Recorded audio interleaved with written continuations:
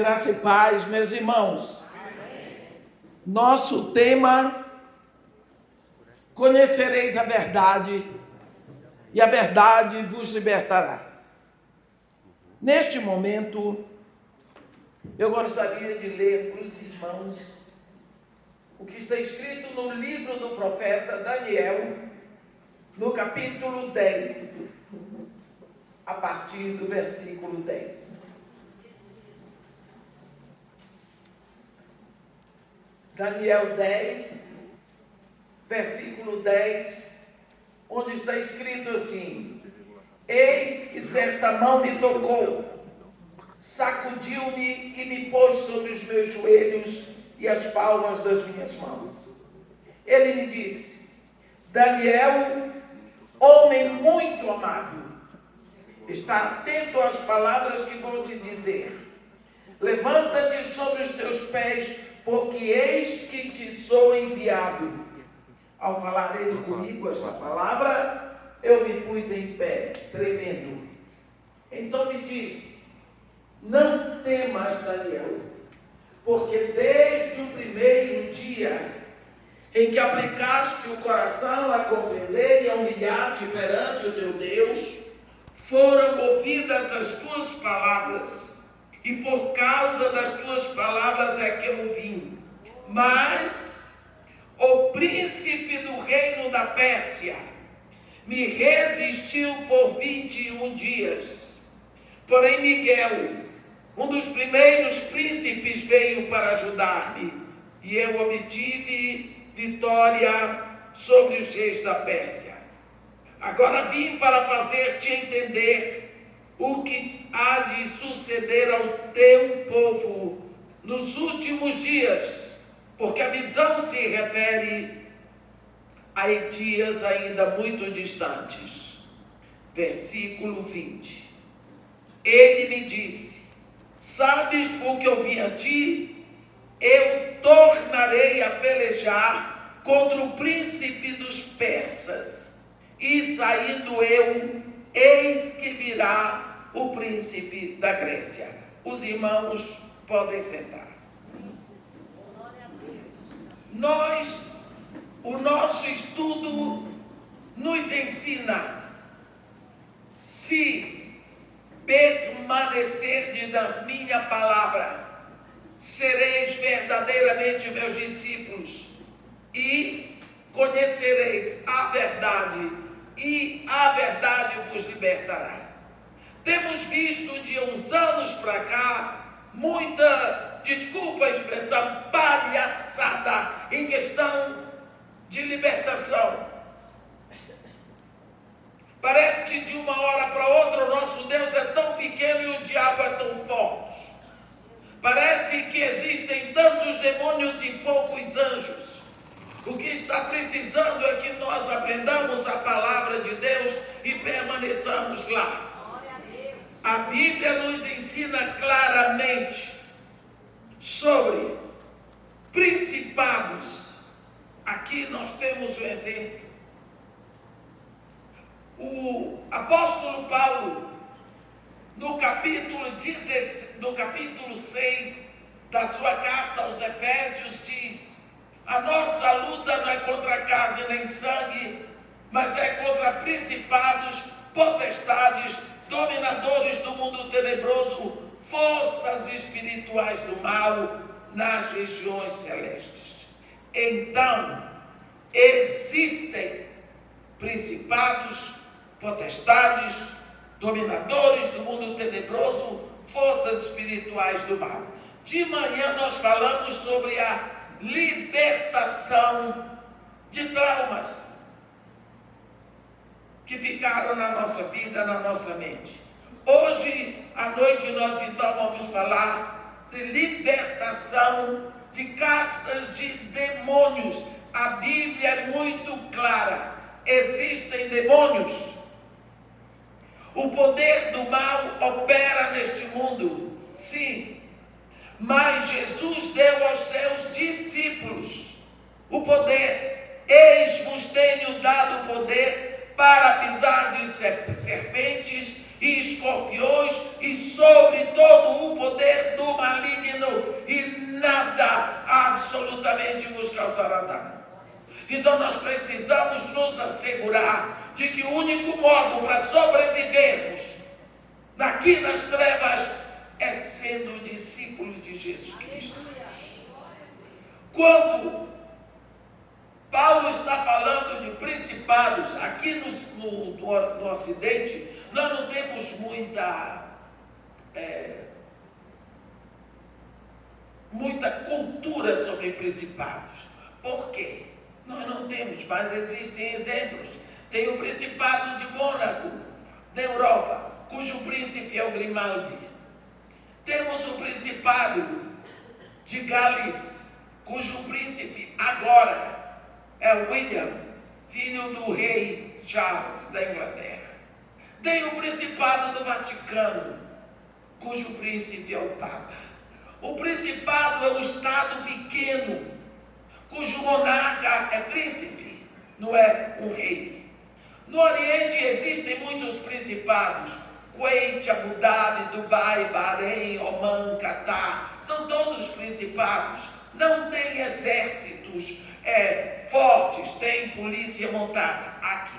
Agora, desse ponto de vista bíblico, a Bíblia deixa claro, nos ensina que existem principados, pelo que nós vimos aqui no livro do profeta Ezequiel, agora está escrito. Do profeta Daniel. O profeta Daniel começou a orar e começou a aplicar o coração. E Deus mandou a resposta. O anjo Gabriel vai trazer a resposta. Quando o anjo vai trazer, o principado da Pérsia se levanta e fecha os céus da Pérsia, porque Daniel estava na Pérsia. Já era a hora do Império Medo-Persa. O Império Babilônico já tinha caído. E agora o que estava vigorando era o Império Medo-Persa. Daniel estava na Pérsia.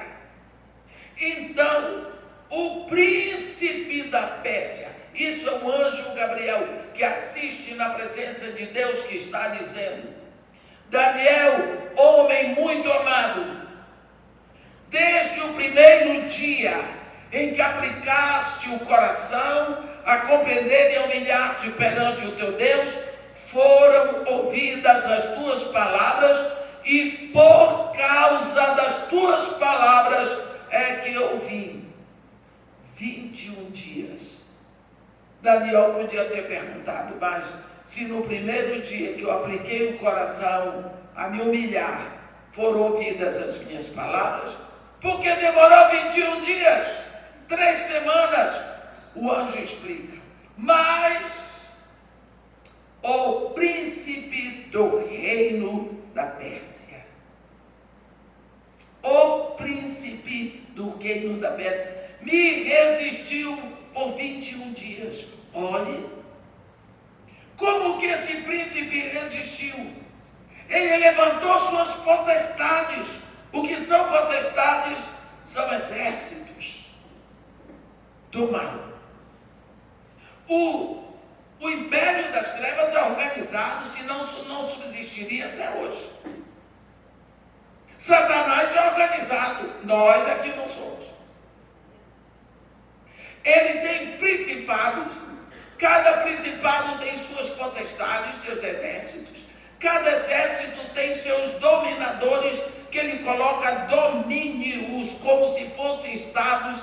Cada estado tem os seus soldados, tem suas forças espirituais do mal. Isso tudo você não vê, mas existe.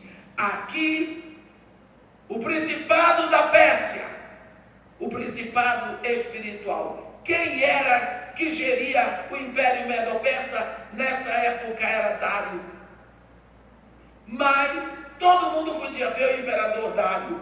Mas espiritualmente ninguém via o príncipe, ninguém via Satanás. Eles fecharam os céus da Pérsia e o anjo não podia descer.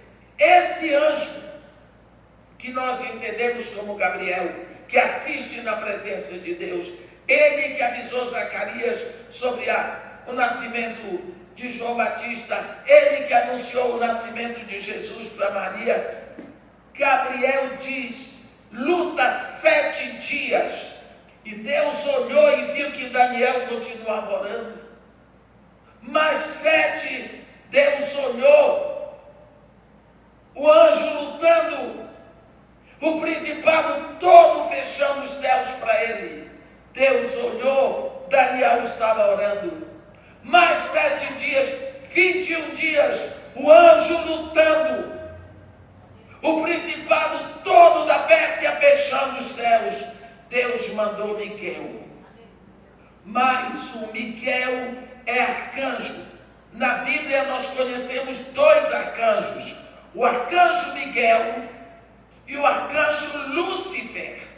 O arcanjo Lúcifer conduziu um levante contra Deus, ele virou Satanás, seus anjos viraram demônios. Mas veio Miguel, acabou, venceu, e Gabriel desceu. Gabriel desceu para entregar a resposta à oração de Daniel. A minha pergunta para você agora é a seguinte, meu irmão: e se Daniel tivesse desistido da oração? Quando o anjo chegasse, Daniel já tinha ido embora, porque dizia: já orei demais, Deus não é surdo, acabou a história. Por isso, quando você começar a orar, tenha certeza que você está falando com Deus, e Deus lhe leva a sério. Não é uma brincadeira. O anjo se explicou, mas disse mais para ele: agora tu sabes porque eu vim a ti. Quando eu voltar, eu tornarei a pelejar com o príncipe da Pérsia. E saindo eu, eis que virá o príncipe da Grécia. Versículo 20. Isso nos ensina que existem países, eu não sei quais são os países, eu não sei se são todos os países, porque não vou inventar aquilo que não está escrito na Bíblia. Existe um principado sobre os céus da Pérsia, que hoje se chama Irã. Existe um principado sobre os céus da Grécia. Eu sei que tem um principado sobre os céus do Brasil. A potestade que está sobre nós nos últimos anos é horrível, meus irmãos. É horrível. Nós podemos ver o seguinte, que quando Paulo fala sobre principados, potestades, dominadores tenebrosos, dominadores do mundo tenebroso, forças espirituais do mal nas regiões celestes, elas existem. Nós temos muitos exemplos e Jesus Cristo nos deu o poder para expulsar demônios. Não é para entrevistar demônios, não é para conversar com demônios, não é para chamar demônios, mas para expulsar. Aleluia. Se eu estou no trabalho do meu pai, o trabalho missionário na terra, eu vou para pregar a palavra. Tem alguém doente, eu tenho obrigação de orar pelos enfermos. Se houver manifestação de demônio, eu tenho autoridade para expulsá-lo em nome de Jesus. Então, demônios existem. Eu apenas quero dar alguns exemplos do que aconteceu na vida de Jesus. Nós vamos ver rapidamente aqui em Mateus 15 que existem demônios castas que produzem doenças. Satanás tem os seus demônios divididos em castas, em blocos. Tem blocos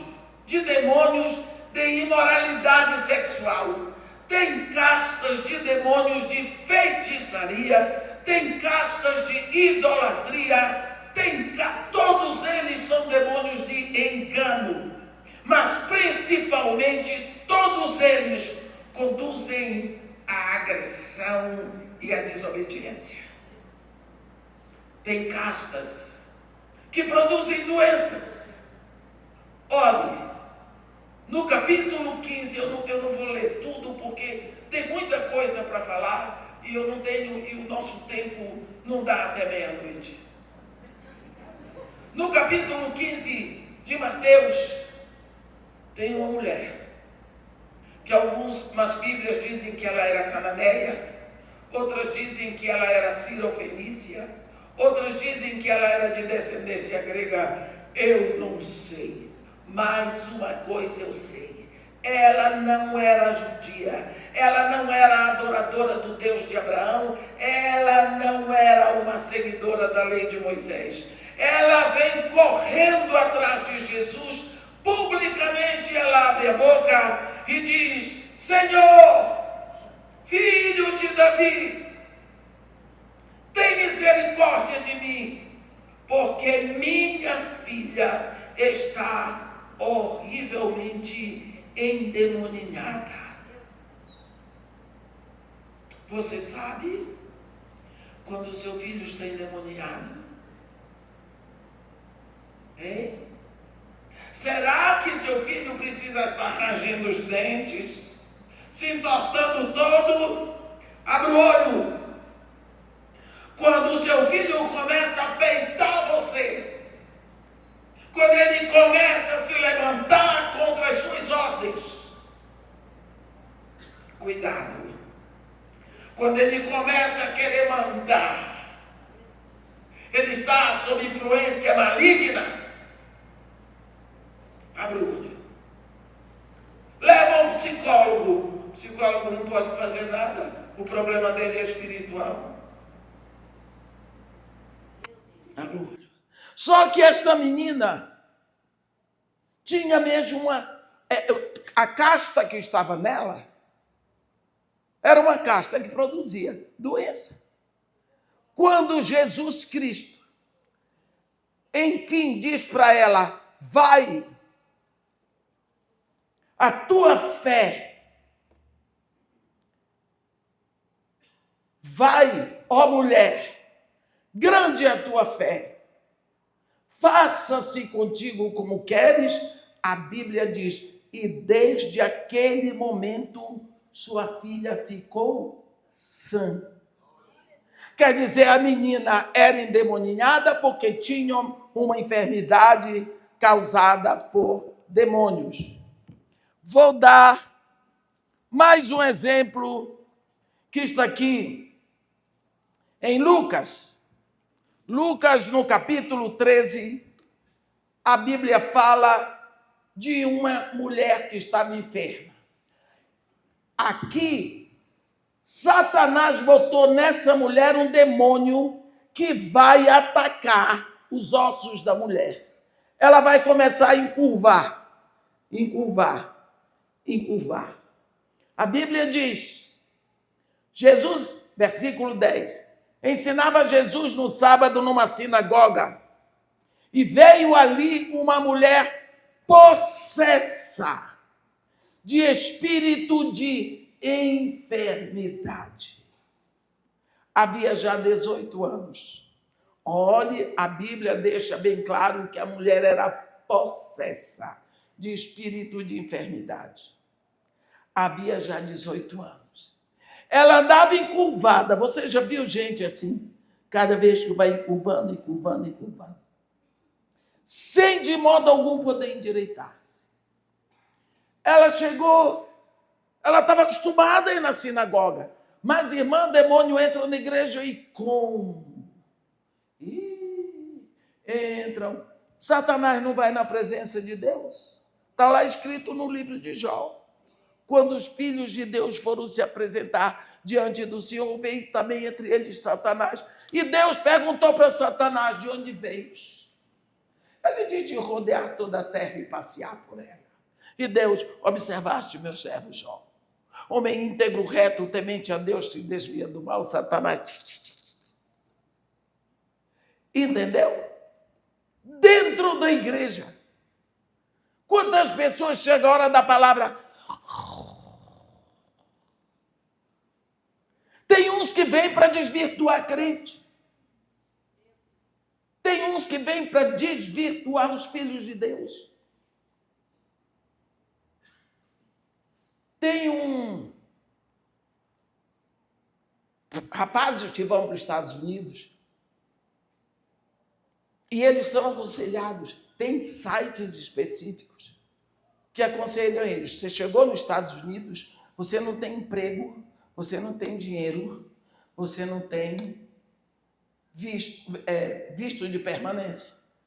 Procure uma igreja evangélica. Se aproxime da filha do pastor, porque você vai ter todo o amparo.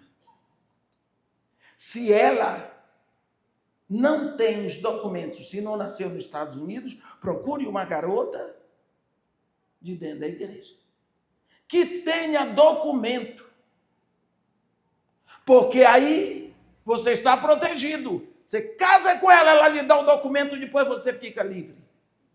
Não. E aí ele se fez de crente, ele passou de crente, ele deu uma de crente. E era tão bonzinho, era para conseguir o que ele queria. Portanto, olho aberto, oração, cuidado com seus filhos, porque normalmente o crente, ele é bom, ele não tem maldade, o verdadeiro filho de Deus. Por isso Jesus diz, mansos como a pomba, mas sagazes como a serpente, porque a serpente só tem sagacidade. Deixa eu lhe dizer, esta mulher entrou, como entrava todo sábado, há 18 anos essa mulher encurvada. Chegou lá, naquele sábado quem estava ensinando, quem estava dando a palavra era o próprio Deus, era Jesus. Jesus Cristo é Deus vestido de homem. E quando ele viu a mulher, ele disse, mulher, tu estás livre. Assim, tu estás livre da tua enfermidade. Chamou a mulher para frente. Lá vem a mulher. Ele botou a mão sobre ela. Aquele anzol que botava a coluna dela para baixo se dissolveu. Virou um iogurte. E a mulher de uma hora para outra, eu posso ver o teto da sinagoga, o rosto das pessoas. A mulher começou a dançar, até eu. Aí, o povo da sinagoga invejoso, porque a mulher sempre foi ali encurvada. Eles nunca fizeram nada. Começaram a atacar Jesus, que não podia curar no dia de sábado. É sábado. Não pode curar. Jesus disse, e se o teu boi e o teu jumento estão com sede, tu não levas para dar água no dia de sábado? Por que motivo não se devia livrar deste cativeiro em dia de sábado esta filha de Abraão, a quem Satanás trazia presa há 18 anos? Viu? Satanás mandou um demônio de enfermidade para encurvar a mulher. Era só espírito de enfermidade. Existe. Espírito de enfermidade. Existe. Esses espíritos, como eles chegam na vida das pessoas? Brechas. Mas, quando nós pensamos nisso, a Bíblia, eu só posso dizer o que está escrito na Bíblia. A Bíblia fala possessões voluntárias e involuntárias. Existem pessoas que vão lá e eles fazem pacto com o império das trevas. Eles dão ofertas, eles tiram sangue, eles misturam sangue com sangue de animal. E eles fazem pacto com as trevas, e aí castas e castas vêm e tem direito à vida daquela pessoa que foi comprada por Jesus Cristo. Vamos dar um exemplo disso? Um dia Jesus Cristo estava lá no Monte da Transfiguração. Com ele só subiram Pedro, Tiago e João. Só aqueles três. Pedro, Tiago e João. Os outros ficaram aqui no pé do monte. Quando aconteceu tudo no Monte da Transfiguração, que eles desceram, tinha uma confusão lá embaixo. Por quê? Tinha um menino que estava endemoniado, o pai do menino chorando. Os discípulos, ele trouxe o menino para os discípulos expulsarem os demônios, os discípulos não puderam. E tinha a turma que estava lá para ver os discípulos de Jesus envergonhados.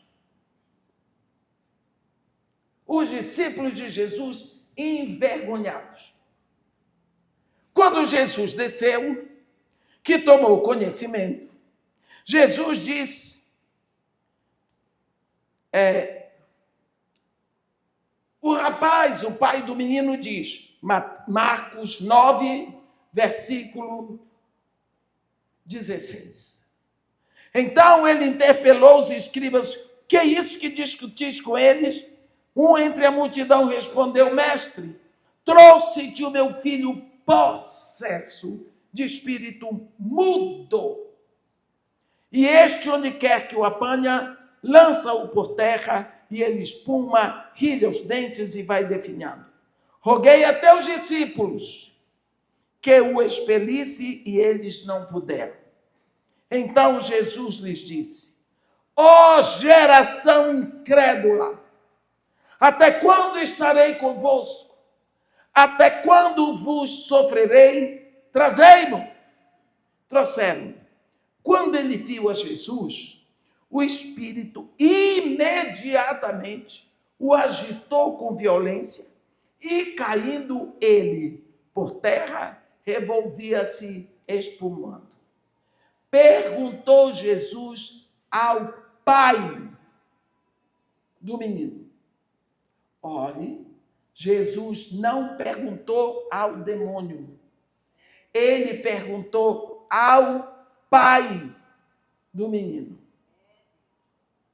Há quanto tempo isto lhe sucede?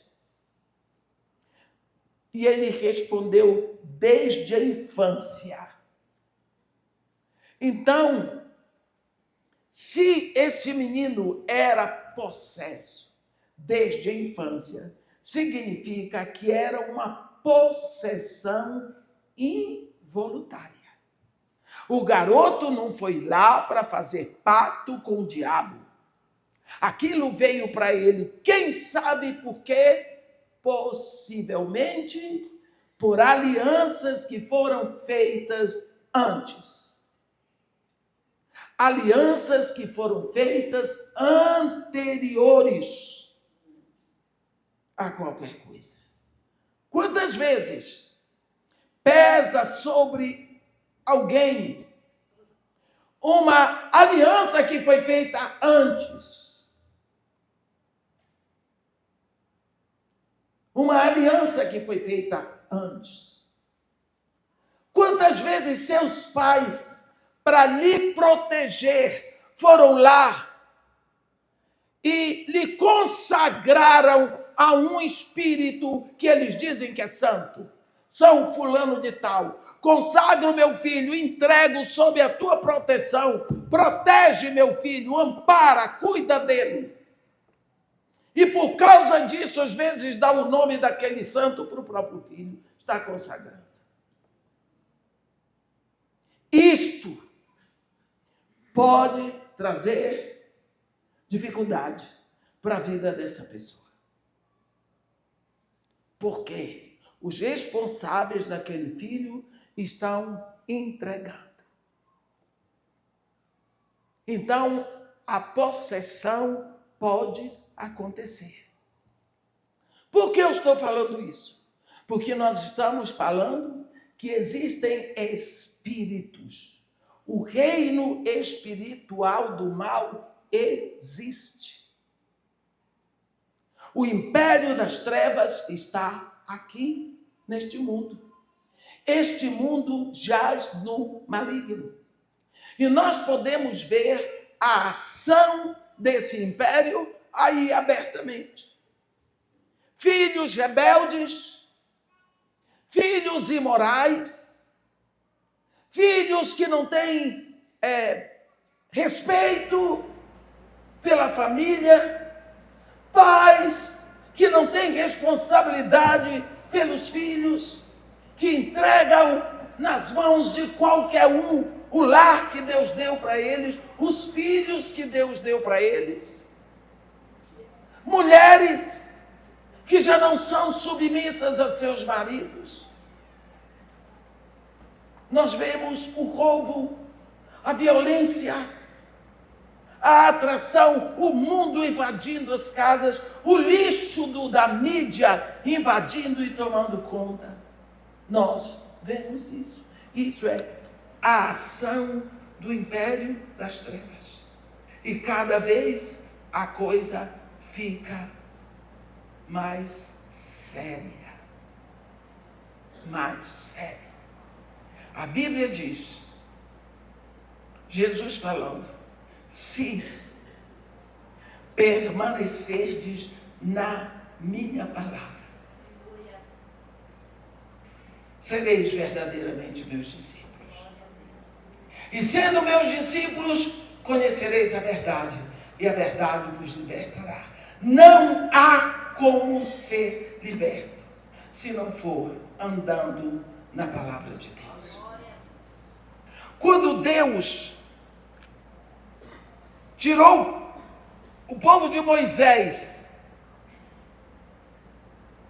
do Egito, o povo de Israel do Egito, lá no capítulo 19 de Êxodo, no versículo 6, ele diz para o povo de Israel: agora, pois, se diligentemente me obedeceres. Eu quero pedir uma coisa para vocês, eu vou interromper.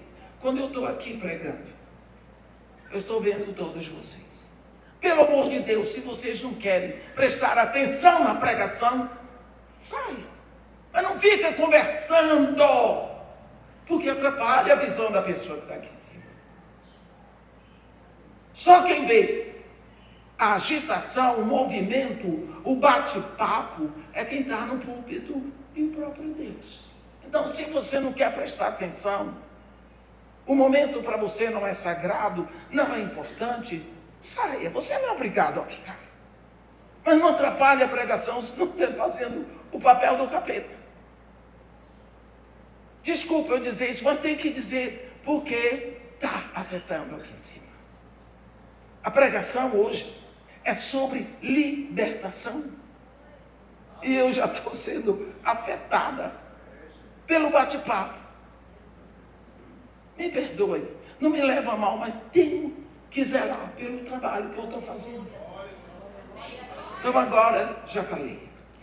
Então Deus diz para Israel: se diligentemente ouvirdes a minha voz, e guardardes a minha aliança, então sereis a minha propriedade peculiar entre todos os povos, porque toda a terra é minha. Vós me sereis reino de sacerdotes e nação santa.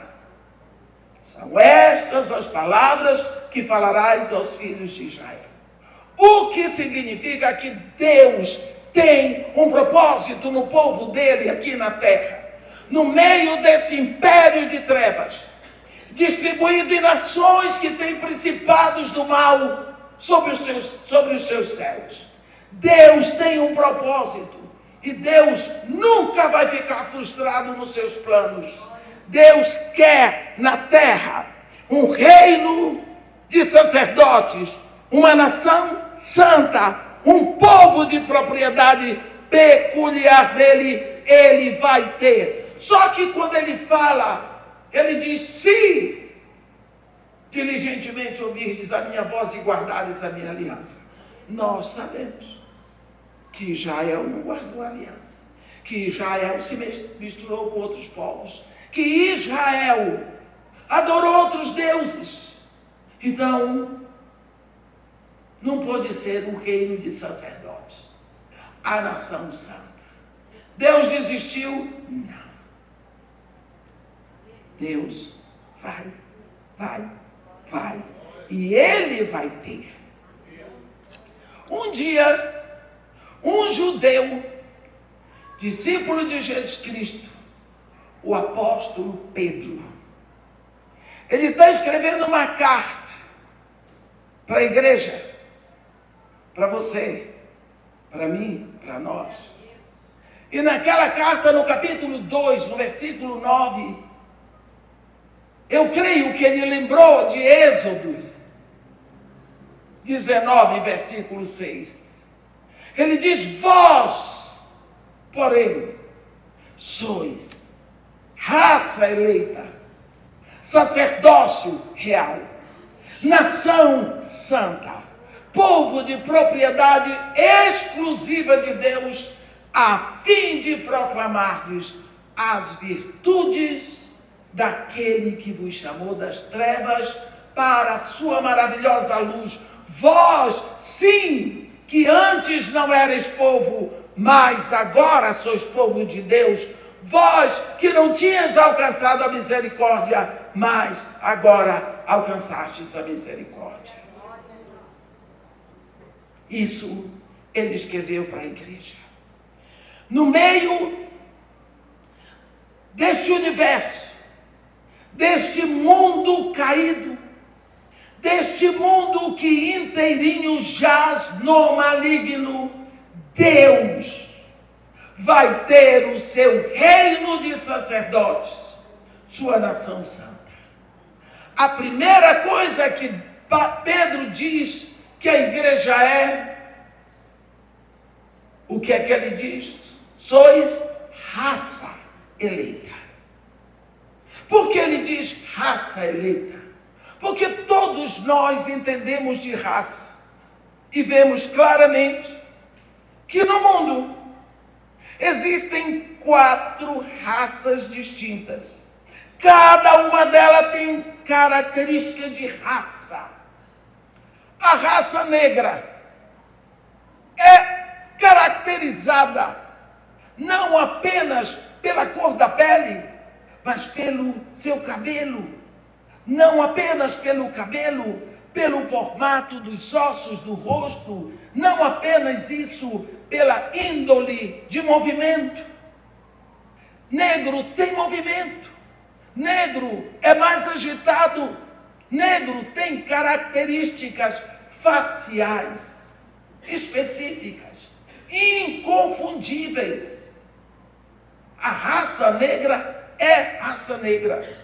Quando você olha para uma pessoa branca, você sabe, é raça branca. Se você comparar o cabelo de uma pessoa branca como o da negra, você vai ver que o cabelo da pessoa branca é aquele cabelo sem poesia, liso.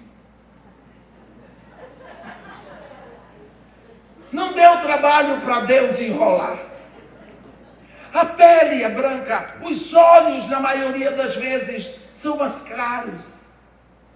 O corpo é mais longilíneo. O rosto, o nariz é mais afilado, é mais fechado.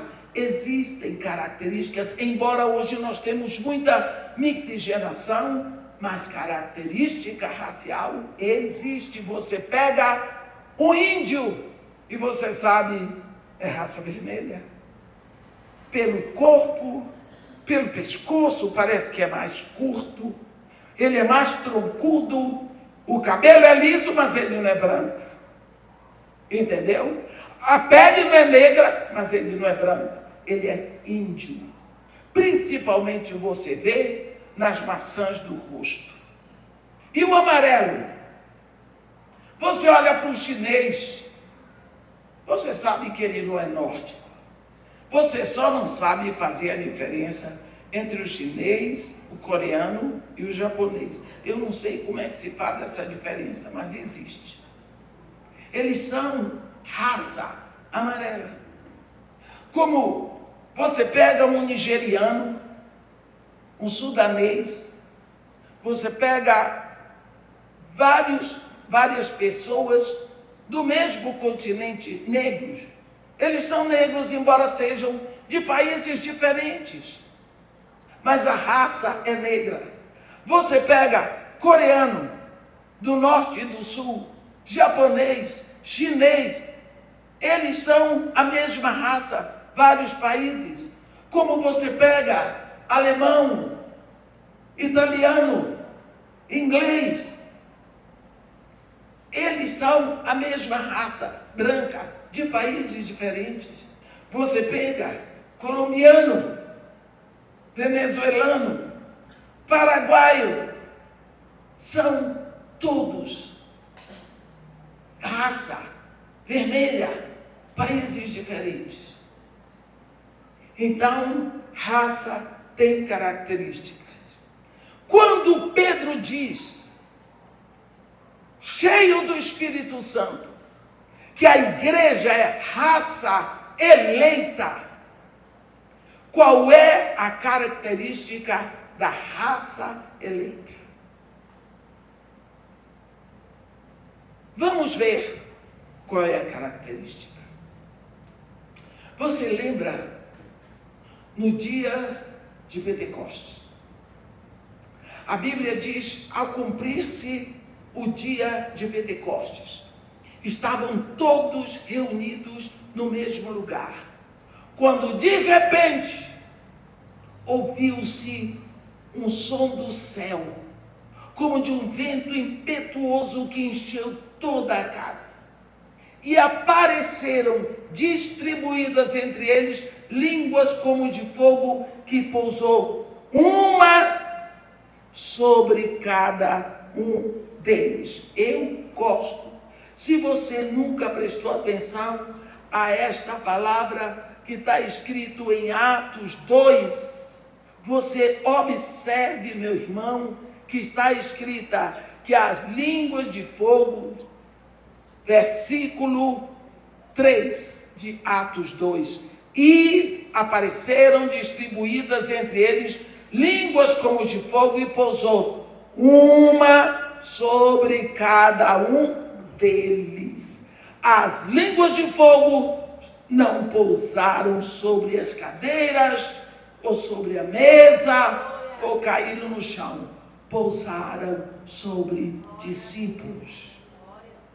A consequência, todos ficaram cheios do Espírito Santo e passaram a falar em outras línguas, segundo o Espírito lhes concedia que falassem. Vamos parar aqui. Eu queria que você fosse com a sua imaginação agora, lá naquela sala. Não é muito grande. A gente, todas as vezes que vai a Israel, normalmente vai lá para o Senado. Eles estão lá, de uma hora para outra, som do céu. Quando Lucas escreve som do céu, é porque ele não sabe com o que comparar o som. É um som que ele nunca ouviu na terra. E entra um vento impetuoso em qualquer língua que você leia, Atos 2, ele lhe traz esse forte vento que foi movendo tudo. E vem línguas como de fogo e pousam. Não teve um deles que gritasse de dor. Não queimou a cabeça de nenhum. Mas a Bíblia diz que a língua de fogo pousou. Vai no dicionário da língua portuguesa procurar o verbo pousar. Pousar é encontrar lugar, é ficar, é permanecer. Essas línguas de fogo vieram, pousaram, entraram e ficaram. Quem disse que elas apagaram? Aí é que está o nó. Essa língua de fogo não apaga. É a presença do próprio Espírito.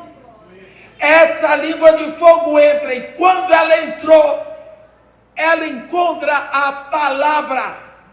O Espírito junto com a palavra dá uma explosão de vida. Aquele povo que estava ali escondido com medo dos judeus, eles abriram a boca para falar das maravilhas de Deus em todas as línguas que estavam presentes lá fora, porque era festa de Pentecostes. Festa de Pentecostes. Durante as festas, Deus tinha dito: as minhas festas serão convocações solenes. Então os judeus faziam questão de subir para Jerusalém. Os judeus que moravam fora, se viravam para vir pelo menos uma vez por ano a Jerusalém para celebrar uma das festas. Terceira viagem de Paulo. Vocês lembram o que foi que aconteceu? Paulo porque queria chegar a Jerusalém para a Páscoa, não deu. Aí ele disse: então eu vou chegar para Pentecostes, que é 50 dias depois da Páscoa. Ele se virou tanto que ele mandou avisar aos presbíteros de Éfeso para encontrarem com ele em Mileto. Porque se ele fosse a Éfeso, ele corria o risco de não chegar em Jerusalém para a festa de Pentecostes. É aí que surge o grande sermão de Mileto, de Paulo com os presbíteros de Éfeso. Por quê? Ele queria estar para uma das festas. Bem, Jerusalém estava assim. Jerusalém ainda hoje não é uma cidade tão grande. Naquela época, 1000 anos atrás quase. Pensa bem, cidade pequena, apinhada de judeus piedosos, prosélitos, de vários cantos da terra. Quando aquele povo saiu, aquela multidão proclamando a palavra de Deus, as grandezas de Deus em línguas que os estrangeiros falavam, 17 nações diferentes, e aqueles galileus, aqueles caipiras, falando em idioma estrangeiro, das línguas, das maravilhas de Deus, eles ficaram maravilhados. Isso aconteceu na terra e no reino espiritual. Que foi que aconteceu? Esse povo que tinha recebido já as línguas de fogo, o Espírito Santo, ele agora foram transformados em candeias vivas. Pessoas como você e eu, mas que aqui dentro tinham fogo.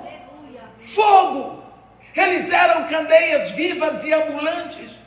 E no império das trevas, os demônios ficaram olhando. Nunca o universo viu aquilo. Os anjos ficaram olhando. Homens e mulheres vivos, pegando fogo. O fogo que veio do céu. Depois que eram mais ou menos 120 pessoas depois que Pedro fez o seu discurso, 3.000 almas saíram do inferno, se renderam a Jesus Cristo e o Espírito Santo vem sobre eles. Agora são 3.120 candeias acesas, vivas pelas ruas de Jerusalém. É assim que nasce a igreja. Esta é a raça eleita. Pode ser branco por fora, negro, amarelo, vermelho, mas qual é a característica da raça eleita? Tem o fogo que queima. E é o fogo que veio do céu. Esta é a grande característica. Nós precisamos saber que no meio deste universo, onde existe opressão maligna, onde existe obsessão pelo mal, onde existe possessão maligna, nós, os discípulos de Jesus Cristo, somos a raça eleita.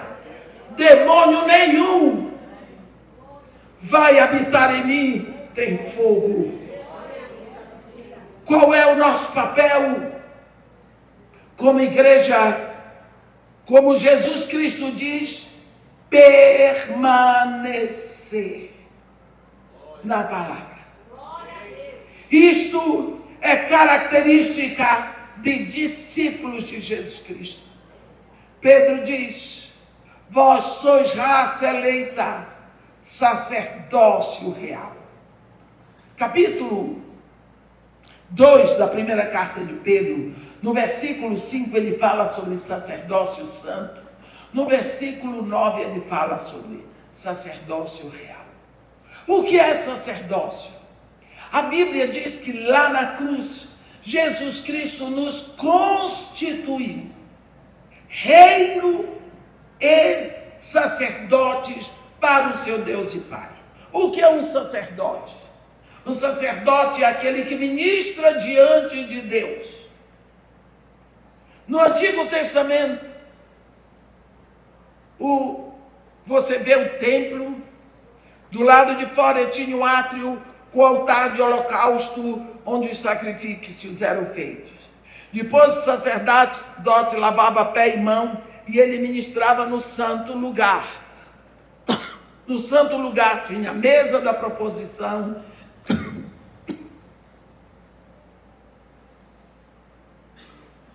tinha a mesa da proposição com os pães, tinha o altar do candelabro, tinha o altar do incenso, tinham garfos, tinham colheres, tudo em cima da mesa. Mas não haviam cadeiras, porque o sacerdote, ele devia ministrar de pé todo o tempo. Ele jamais iria sentar. Por quê? Porque um sacerdote não termina o seu trabalho. Ele está o tempo todo em pé, porque ele está em trabalho. Quando acaba o turno dele, ele sai. Entra outro turno. Por quê? Quando Jesus Cristo, a Bíblia diz aqui, em Hebreus, que Jesus Cristo, tendo completado o seu trabalho aqui na terra, assentou-se à destra de Deus, porque ele completou o trabalho, ele se assentou. Um sacerdote só se assenta quando ele completa o seu trabalho. Enquanto nós estamos de pé, nós estamos ministrando. Quando sentamos, nós estamos descansando. O sacerdócio santo é aquele momento em que você chega diante de Deus, não importa onde você esteja, e você diz: Pai. Você pode chamar a Deus de Pai, porque dentro de você tem um Espírito que testifica que Ele é seu Pai. Você estava lá na cruz há quase 2000 anos, quando Jesus Cristo foi à cruz? Não. Você crê que Jesus Cristo foi à cruz? Crê. Mas como? Você não viu nada. estava lá. Você viu Jesus ressuscitar? Se eu lhe disser que não é verdade, você briga. Você não viu nada. Mas você tem aqui dentro de você o testemunho de quem estava lá. O Espírito Santo. Ele traz para você, ele convence o seu coração de tudo o que aconteceu. E por isso, você crê que em Jesus você é filho de Deus. Por isso você vai com toda facilidade. E você diz, Pai. Você entra no seu carro, você liga a chave e diz, Pai, agora eu quero ir na tua direção. Vai adiante de mim, endireita os caminhos tortuosos, quebra as portas de bronze, arrebenta as trancas de ferro, me dá os tesouros que estão escondidos nas dificuldades de hoje. Eu estou nas tuas mãos, ensina hoje a fazer tudo para o teu agrado. Você o chamou de Pai. Você entra no ônibus, você se assenta, ou no metrô, quem sabe não tem lugar, mas você diz, Pai, eu vou nas tuas mãos, eu quero ter a certeza de que hoje eu vou fazer a tua vontade, tu vais te alegrar em mim. Na hora que você vai para o restaurante, Pai, eu te agradeço pelo alimento que o Senhor me deu. Na hora que volta para casa, Pai, louvado seja o teu nome por tudo o que aconteceu. Pai, o tempo todo Deus é seu Pai. Isso faz de você um sacerdócio santo. Mas você, em outro momento da sua vida, você é sacerdócio real. É uma outra área do sacerdócio. O que é sacerdócio real? É a sua vida. É o seu estilo de vida. Que pelo seu estilo de vida, pelo seu comportamento, todos vão ver que você é filho de Deus. Todos vão ver que você é filho de Deus. Nós temos tantos momentos em que somos agredidos por causa de pessoas que não compreendem, eles não podem compreender o reino, porque o homem natural não discerne as coisas espirituais. Eu estava na fila do Banco Itaú, o Banco Itaú, lá no Rio de Janeiro, na primeira semana do mês, ele abre às 9, de 9 às 10, só para a terceira idade. Então, lógico que eu estou lá, nessa fila. Eu fui para lá cedo, levei um livro de caça-palavras. Estou lá. Havia um senhor idoso, estava revoltado. Ele queria chamar a atenção, porque tem muito velhinho sozinho em casa, não tem o que fazer, tem boa pensão, e vai para as filas de banco, supermercado, para ter com quem conversar. Eles falam mal de todo mundo, eles falam mais alto, é aquele negócio. E esse era um dia. Mas a revolta deste homem naquele dia era, ele queria chamar a atenção e ficar bem com as mulheres. Ele não podia admitir a questão de mulher submissa, onde já se viu. Que vergonha, que escravidão é essa? Mas o homem era um palanque dele, todo mundo quer, e eu também. Mas veio uma senhora que me reconheceu. Oh, irmão, pastor Edmé, eu não sou pastora, mas todo mundo chama, eu já estou deixando. E quando a mulher disse que eu era pastora, ele parou. Aí a mulher falou, eu meio acanhada, mas ela tinha pressa e foi embora. Quando ela foi embora, o homem veio bem perto de mim e disse, quer dizer que a senhora é uma pastora? Eu disse, não, eu não sou. Mas a mulher disse, ela disse, mas eu não sou. Mas a senhora é evangélica? Eu disse, não sou Eva nem Angélica. Eu sou filha de Deus. Quer Quer dizer que a senhora também é a favor dessa história da mulher ser submissa ao marido? Bem bravo, ele estava bravo. Eu disse para ele: moço, onde é que está escrito isso? Está escrito na Bíblia, na sua Bíblia. Eu disse para ele: então não se meta, porque o que está escrito na Bíblia não é da sua conta. O que está escrito na Bíblia é de pai para filho, é de Deus para os seus filhos e não para os de fora. Eu tinha que dizer, esse povo tem que saber que ser filho de Deus não é ser idiota, nem inculto, nem ignorante.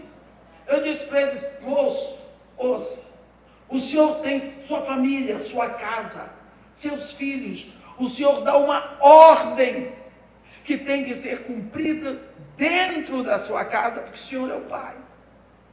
Ninguém pode chegar lá de fora para dizer que o senhor está errado, que sua ordem é ridícula. Não, a casa é sua, é o senhor que manda ali. Assim Deus tem sua família, e Ele tem regras para a sua família. E quando Deus colocou que a mulher tem que ser submissa ao seu marido, nós, as filhas de Deus, entendemos o amor de Deus. Ele quer que nós estejamos protegidas, amparadas, cuidadas, a ponto do marido entregar a própria vida para nos defender. Isso é resultado do amor de Deus. Você sabe o que aconteceu? Aleluia, glória a Deus, todo mundo na fila era crente. Ninguém dizia nada.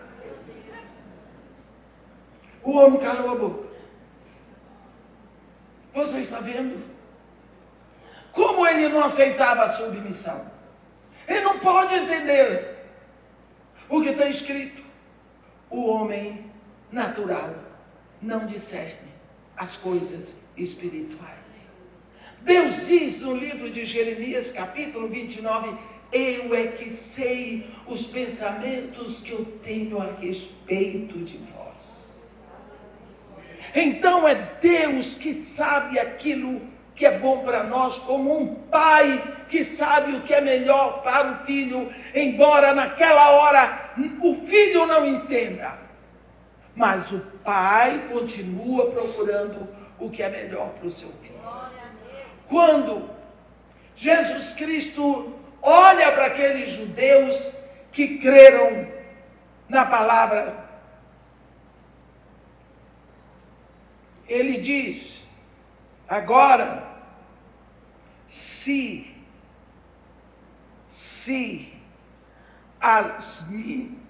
vós permanecerdes na minha palavra, é o único modo para serem meus discípulos.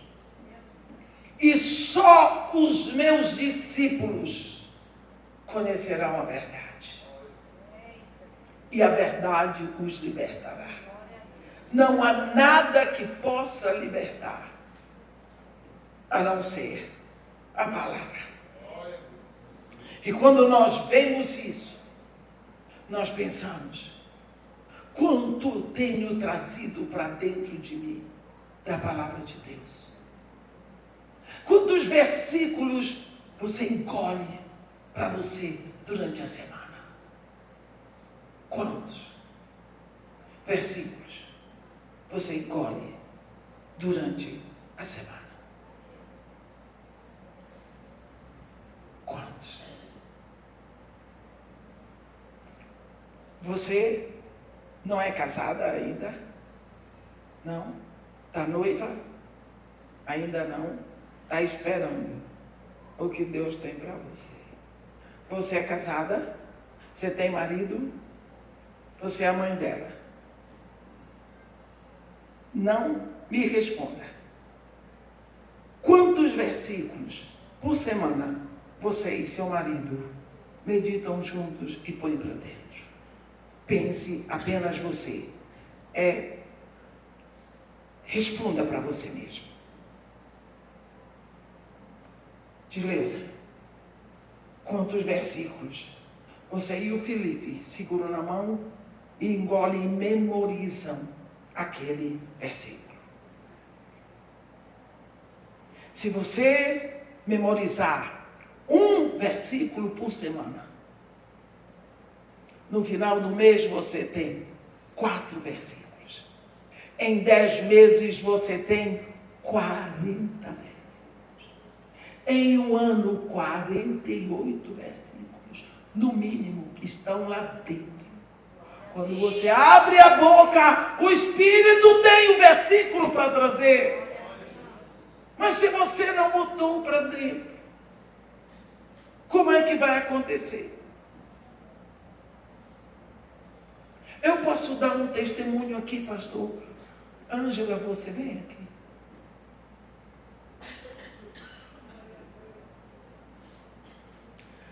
Quando eu conheci a Ângela foi durante a pandemia. Você pode falar para eles?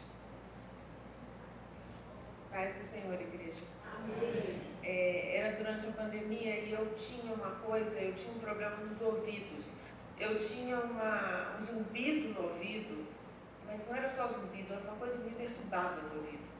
Meus ouvidos eram uma coisa impressionante e a pastora expulsava demônio na igreja que eu estava e fazia tudo. E eu andava atrás até de um pastor lá no Rio Grande do Sul, que era especialista em batalha espiritual, e eu achava, porque tem alguma coisa, não é possível, o negócio me perturbava demais.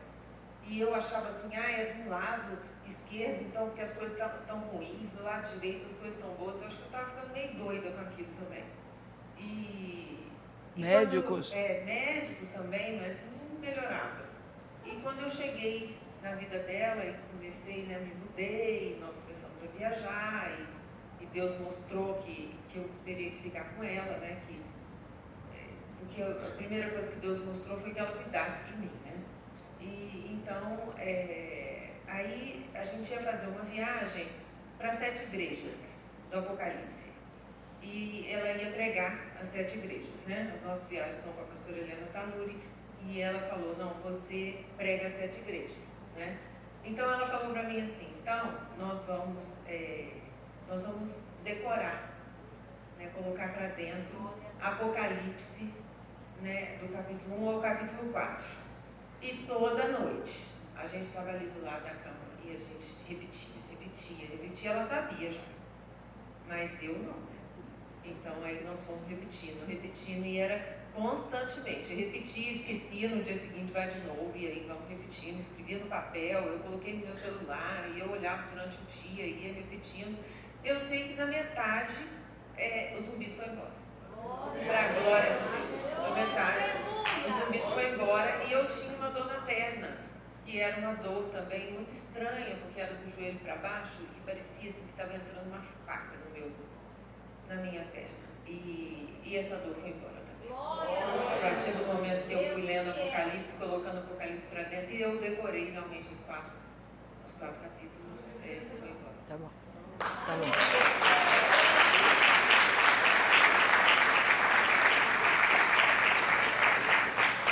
Eu gosto de dar testemunho assim, quando a pessoa está presente, que a pessoa passou por aquilo que eu vi,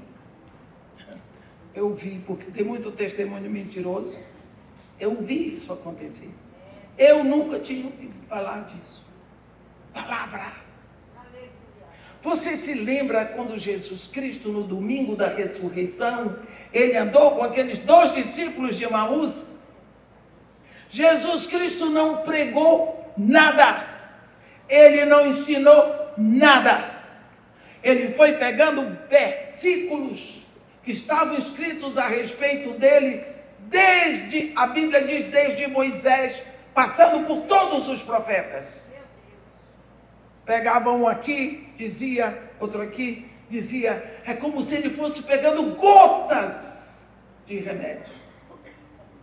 Aqueles 2 discípulos desanimados, abatidos, sem perspectiva, humilhados, ressuscitaram pela palavra escrita. Quando Jesus Cristo estava sendo tentado por Satanás, o que foi que Jesus Cristo usou? A palavra escrita. O que você tem feito com essa palavra?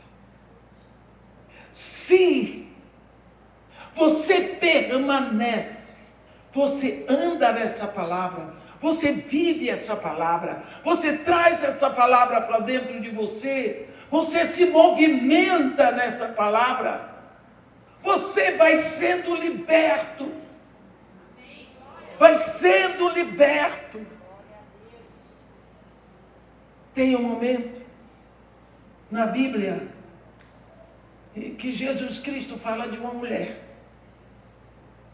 Ela tinha separado 10 dracmas dentro da casa dela, isso está escrito em Lucas 15. E ela percebeu que uma dracma tinha sumido.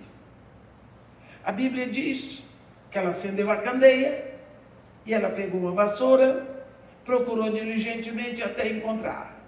Dracmas são valores, porque são dinheiro. Eu não sei quantos valores você separou para sua casa, para criar sua família. Eu não sei qual foi o valor que desapareceu. Se foi o valor do respeito, se foi o valor da integridade, da verdade. Eu não sei qual foi o valor que estava faltando. Às vezes nós aceitamos que porque o nosso filho cresce, ele pode sair dos nossos trilhos. Não. Porque cresceu, então é que tem que se tornar melhor e mais bem educado. O que é isso? Por que ele vai beber água fora, suja lá fora, para fazer aqui dentro? Não aceite, não. Porque você está colocando o seu filho acima de Deus. Não. Esta mulher percebeu que um valor tinha desaparecido na casa dela. Ela, que mulher, na visão de Jesus, ela disse: minha casa está na escuridão. Ela acendeu uma candeia. Quando ela acendeu a candeia, ela percebeu o lixo. Se estava na escuridão, ela não podia ver o lixo. Mas agora, com luz dentro de casa, ela viu o lixo. Aí ela buscou a vassoura. Aí ela foi varrer. Aí ela encontrou, restaurou o valor. Como você percebe que a sua casa está na escuridão? Quando as coisas começam a desandar. Quando a sua filha começa a arregalar o olho para você e dizer: não, mas eu vou fazer o quê aqui? Não. Deus formou aquela criatura no meu ventre. Eu pari, eu amamentei, eu criei, para agora ficar sujeita às ordens dela, mais nunca. Senão ela fica amaldiçoada. Então você tem que começar a vigiar no início. Não admita. Ah, mas eu sou de maior. Pegue sua mala e saia, vai embora, não olhe para trás. Você não pode se sustentar? Ou você é bom demais para me obedecer, mas quem me dá comida sou eu? Que isso? Se você é tão bom, compre sua comida, sua casa, vai viver sua vida, lá você vai. Você tem que ser sério, porque senão você perde para o diabo. Mas você tem medo, né? Eu tenho medo. Meu filho, coitadinho, não é? Não. Abre o olho. Eu sei de muita coisa, viu, meu irmão? Eu não sou tão ruim assim, mas eu sei de muita coisa. Porque eu ouço, eu vejo, eu participo há mais de 40 anos em vida missionária. Esta mulher acendeu a candeia. O que é que a Bíblia diz? Lâmpada para os meus pés, luz para o meu caminho é a tua palavra. Comece a ler a Bíblia em voz alta dentro da sua casa. Mas eu vou parecer uma doida. Ainda não ficou doida não? Está atrasada. Pegue a Bíblia, saia pela casa, palavra de Deus. Mas irmã, parede ouve. Se for a palavra de Deus, parede ouve. Se for a palavra de Deus, montanha sai do lugar. O que foi que Deus disse para o profeta Ezequiel no capítulo 38? Desculpe, no capítulo 37. Fala a esses ossos, ossos secos, ouvi a palavra do Senhor. Osso seco ouve? Se for a palavra do Senhor, osso seco ouve. Vento obedece, onda sossega, montanha se atira para o mar. Se for a palavra do Senhor, a palavra do Senhor está escrita na Bíblia. Abra a boca e comece a proclamar a palavra de Deus em voz alta na sua casa. Lá em Deuteronômio 6, versículo 6. Deus diz assim: estas palavras que hoje eu te ordeno estarão no teu coração. Está vendo? Não é na Bíblia não, viu? Estarão no teu coração. E tu as inculcarás a teus filhos. E delas falarás. Assentado na tua casa, andando pelo caminho, e ao deitar-te, e ao levantar-te. É para falar a palavra de Deus. Irmã, mas não posso obrigar meu filho. Você obriga seu filho a estudar, a tomar banho, a comer, a escovar os dentes, a ir para a escola. Você só não pode obrigar seu filho a ir para a igreja. Engraçado, né? A única coisa que você não pode obrigar. Da onde veio essa direção educativa? A educação espiritual é dada em casa. A igreja não é responsável pela educação espiritual dos seus filhos. É você. As minhas palavras são para serem ditas em casa, assentado na tua casa, andando pelo caminho, ao deitar-te, ao levantar-te. Isso faz o caminho de libertação, porque seus filhos aprendem a ouvir, a andar na palavra de Deus. Eu digo para vocês, quantas coisas na minha vida valeram pela palavra que eu ouvia em casa. O papai dizia demais versículos. Nós tínhamos que memorizar versículo. Por isso que eu não como pudim de chocolate. Porque a única sobremesa que a gente tinha era dia de domingo. Era só domingo que tinha sobremesa. E a sobremesa era o fatídico pudim de leite condensado. Sentava todo mundo, 7 filhos, minha madrasta, papai. Cada um tinha que dizer o trecho da Bíblia memorizado. Eu memorizava o meu e o dos outros. Quem não sabia o versículo, não tinha coisa. Eu dizia o versículo dele e pegava a sobremesa dele. Então eu comia muito. Hoje eu não aguento. Há muito tempo eu não aguento nem olhar, eu me arrepio toda. Mas valeu. Valeu.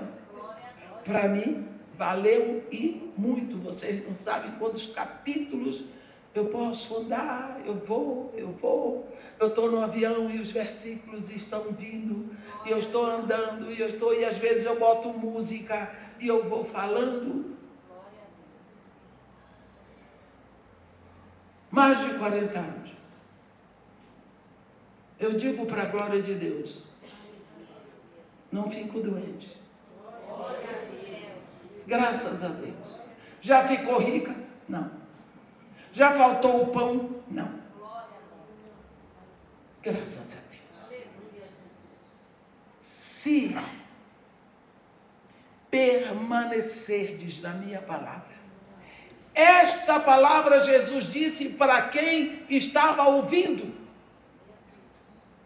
Muitas vezes nós ouvimos a palavra, mas não permanecemos nela. É isso aqui o princípio desse estudo.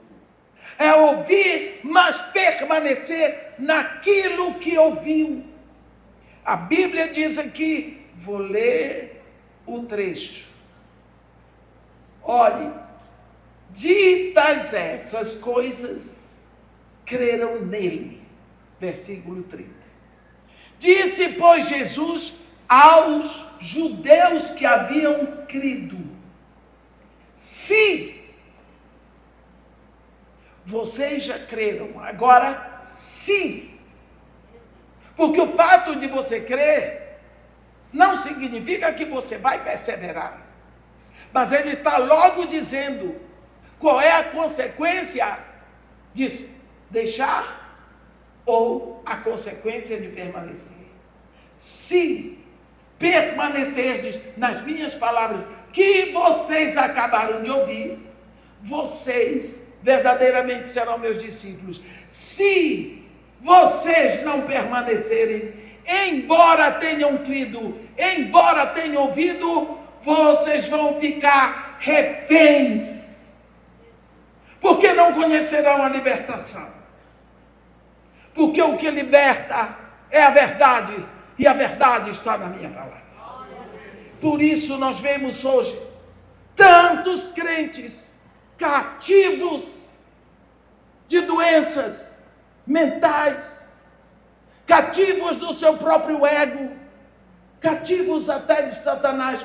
Mas, irmã, aquele que é nascido de Deus, o maligno não o toca. Nascido de Deus permanece na palavra. Duvido. Aqui está o trono, é o meu coração. Se tiver vazio, Satanás, demônios vêm e se entronizam ali. Mas se Jesus estiver ali, eles não chegam nem perto.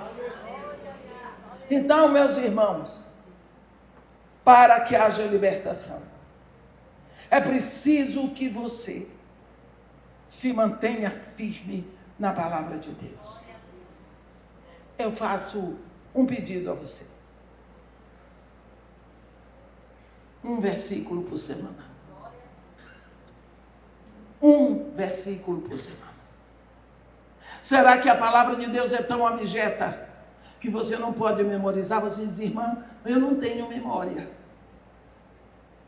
Eu digo, qual é o seu nome? Fulana de tal. Seu endereço, tá. Nome do seu pai. Seu aniversário. Senha bancária. Quer dizer, você tem memória para tudo, menos para a palavra de Deus? Você só memoriza aquilo que lhe interessa. Irmã, não consigo. Já tentou ficar 30 dias repetindo o mesmo versículo várias vezes por dia? Minha irmã, até a papagaio aprende. Então, um versículo por semana. Você me dirá em dezembro, ou daqui a um ano, a diferença que isso fez na sua vida. Amém? Se permanecerdes na minha palavra, sereis verdadeiramente meus discípulos e conhecereis a verdade, e a verdade vos libertará. Amém.